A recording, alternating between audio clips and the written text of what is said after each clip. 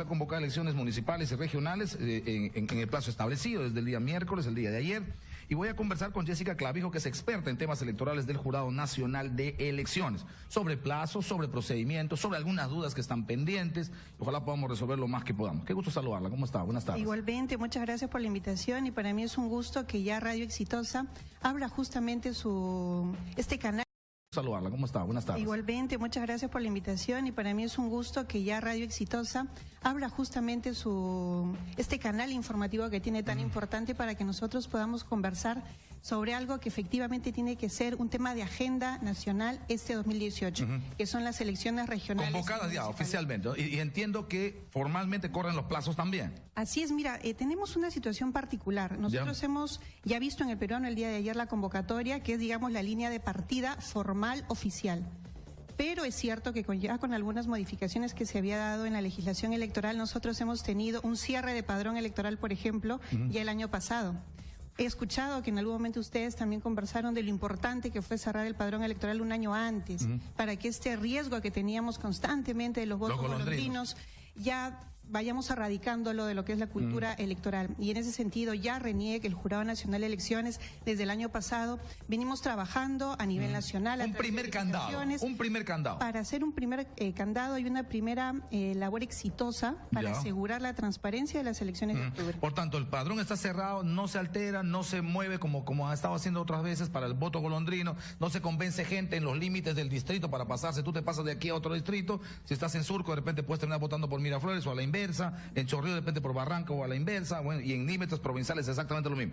Eso, por ejemplo, que ha sido una enfermedad endémica, ojalá con esta decisión saludable podamos tener un panorama diferente. Así es, porque lo que encontrábamos era que poco tiempo antes del cierre del padrón veíamos cambios sospechosos, voluminosos en el padrón electoral. Estas migraciones quedaban a veces a distritos pequeños en los que no había mayor flujo quizás económico, turístico, que acreditara de alguna manera justificara esta movilización de personas. Ahora, ha habido una dificultad, o en todo caso un tema de debate en las últimas horas, y es el asunto de qué pasa con los movimientos regionales y locales no inscritos o en proceso de inscripción. Ahí había una interpretación, a veces algunos dicen una cosa y otros otra. Acabo de leer lo que ha dicho, por ejemplo, Enrique Cornejo, candidato, o precandidato, o en todo caso en formación de un movimiento, y dice que le aceptó el jurado. ¿Cuál es la situación real respecto a los movimientos que están inscritos, los que no están inscritos y los que están en proceso de inscripción? Mire, yo creo que vamos a poner una línea de base que es lo que establece la ley. La ley claramente ha establecido lo siguiente, y es que podrán presentar sus candidatos en el marco del proceso electoral aquellas organizaciones que tengan inscripción vigente hasta el día de la convocatoria de las elecciones, que fue el día de ayer. Eso es lo que dice la ley. Pero eso le saca Cornejo de fuera. Yo no estoy en condiciones ahora de hacer un pronunciamiento específico porque además creo que no sería lo adecuado que yo trate algún caso en particular, pero le replico justamente lo que dice la ley y una resolución emitida por el jurado justamente dice, ante una consulta que formula la organización política, el ROP, el ROP le contestó lo que decía la ley. Esto fue al Jurado Nacional de Elecciones en apelación y lo que le han manifestado fue correcto el pronunciamiento del ROP porque lo que hizo fue trasladar lo que contiene la norma al pronunciamiento que se le dio en su momento, que es no sobre inscripción de candidatos, sino sobre inscripción de organización política. Correcto, pero por eso, o sea, si esa norma es la que va a primar, entiendo que todos los movimientos que han adquirido kit, que están en proceso, que ya presentaron el documento, digamos, por ejemplo, para revisión de firmas, que han presentado y que han hecho algunas observaciones y que probablemente la están levantando, que les han dicho no completaste la firma, pero hasta aquí sí son válidas, busca más. Esos quedan fuera. Es que, claro, debemos tener en cuenta algo.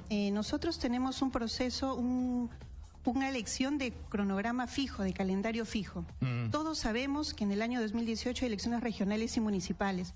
¿Qué pasa con aquellas organizaciones que presentan a escasos días de la convocatoria un kit, una solicitud de inscripción? Es evidente que toda esta evaluación que se hace de la parte documental, además de la verificación de comités partidarios, de la verificación de firmas, no se hace en una semana, no se hace en 2.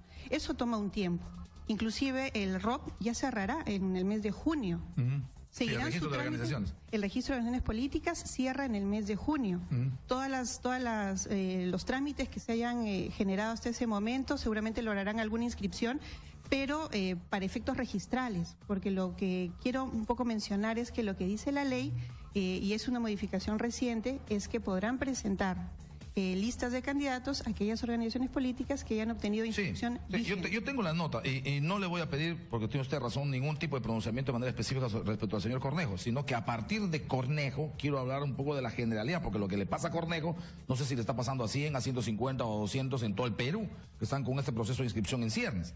Pero lo que dice Cornejo es el siguiente, que el jurado atendió su pedido para continuar con el proceso de inscripción del movimiento político Contigo Ciudadano, con el que espera postular a las elecciones municipales de este año. Dijo que no se le puede aplicar la recientemente aprobada Ley 30673, que impide la postulación de movimientos locales y regionales. Bueno, lo que yo tengo a la mano y he tenido conocimiento es la resolución que emite justamente el Jurado Nacional de Elecciones el día de ayer. Y lo que hace en la parte resolutiva es declarar improcedente la apelación, teniendo en cuenta que en los considerandos se establece que lo que ha hecho el ROP ha sido correcto. Correcto. Le consultan hasta cuándo tenía que inscribirse, el ROP le traslada lo que es la norma, lo que dice la ley, y eso, cuando ha ido en apelación, ha sido declarado improcedente. ¿Y esa es su última instancia? Porque no ha habido un pronunciamiento sobre su posibilidad de inscribir candidatos. Perfecto. Sobre eso no se ha pronunciado el jurado. Es decir, digamos, tampoco está mal este comunicado. O sea, lo que el jurado le está diciendo, sí, señor, sigue inscribiéndote. Exactamente. O sea, puedes inscribirte mañana, pasado, pero para efectos del proceso electoral convocado ayer, hay que señalar claramente que solo pueden presentar candidatos los movimientos regionales o las organizaciones políticas inscritos a la fecha de convocar la elección. ¿Estoy bien? Sí, porque además creo que no debemos confundir los temas, porque este proceso en particular se refería a inscripción de organización política, no de candidatos. Por eso, esa inscripción puede seguir, no hay ninguna, no tiene por qué decirle que no. El asunto es si respecto a la participación en este proceso puede darse o no puede darse. ¿Qué viene después en el calendario electoral, por favor? ¿Qué es lo que se nos viene?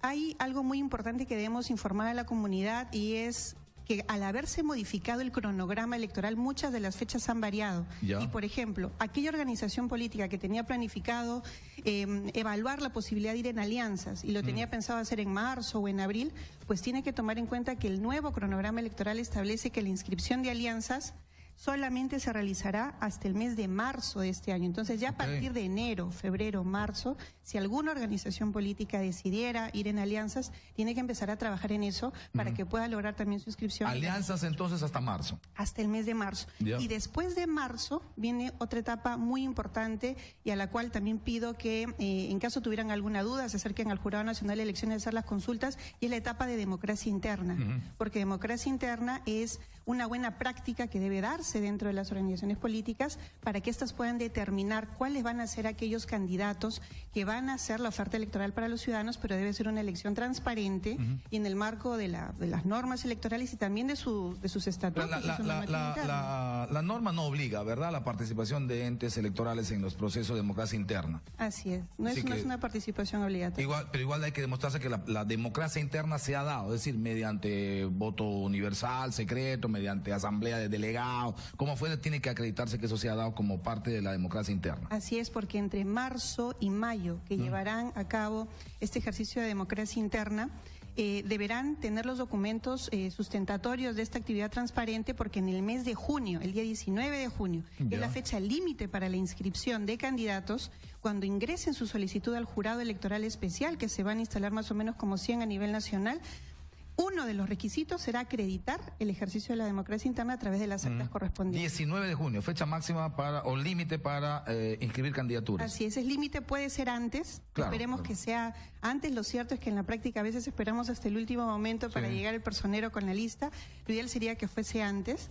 Porque además incluso si hubiera algún momento de subsanación lo pueden hacer con holgura hasta el día 19. Muy bien, y para terminar, esta aprobación reciente en el Congreso de la República sobre impedimento de postular para ser candidatos los que han sido condenados, sentencia condenatoria por tráfico de drogas, por corrupción, por violación y otros delitos más, ¿cómo van a trabajar ese aspecto? Me imagino que van a tener hoja de vida, revisar estos asuntos de los procedimientos para ver si los candidatos que se inscriben no tienen esta complicación, ¿no? Sí, muchísimas gracias por esa consulta, porque eso va a implicar que además el Jurado Nacional de Elecciones va a ser totalmente transparente al momento de la verificación de los documentos de inscripción. Va a verificar la declaración jurada de vida, pero también vamos a trabajar, y esto es innegable, de manera muy estrecha con el Poder Judicial para que nos brinden información sobre, el Registro Nacional de Antecedentes, y nosotros poder tener acceso a esa información.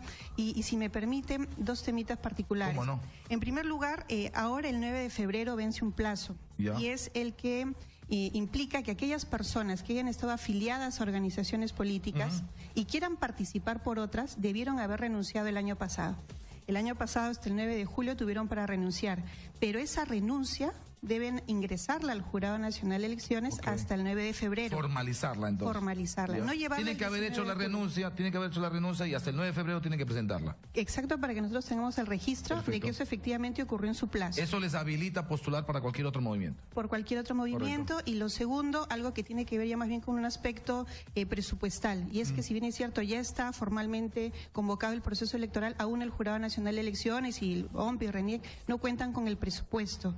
Nosotros ya, si el 5 de enero hemos presentado otro documento solicitando al Ministerio de Economía y Finanzas ese presupuesto justamente adicional, esa partida adicional para ejecutarlo, tenemos cambios normativos. Dádivas. Que les obliga. Que nos obliga. Claro, más Dádivas, logística, más personal, más recursos. Más fiscalización. Claro, mucha más fiscalización. Y es por eso que invocamos a que justamente la demanda adicional que ha solicitado el Jurado Nacional de Elecciones. Que escuchen pueda la ser señora atendida. Cooper. Señora Cooper, abra usted la mano, por favor, transfiera los recursos al jurado, a OMPE y a RENIEC. A las entidades que son responsables del proceso de elección municipal y regional. Señora Clavijo, muchas gracias. A usted, bueno, muchísimas gracias. y el espacio va a estar abierto, ojalá le tengamos más veces aquí, por supuesto, para ir informando de manera más continua sobre el proceso. Muchas Muchísimas gracias. gracias. Gracias, me voy a la pausa, retornamos, tenemos más, estamos en Exitosa.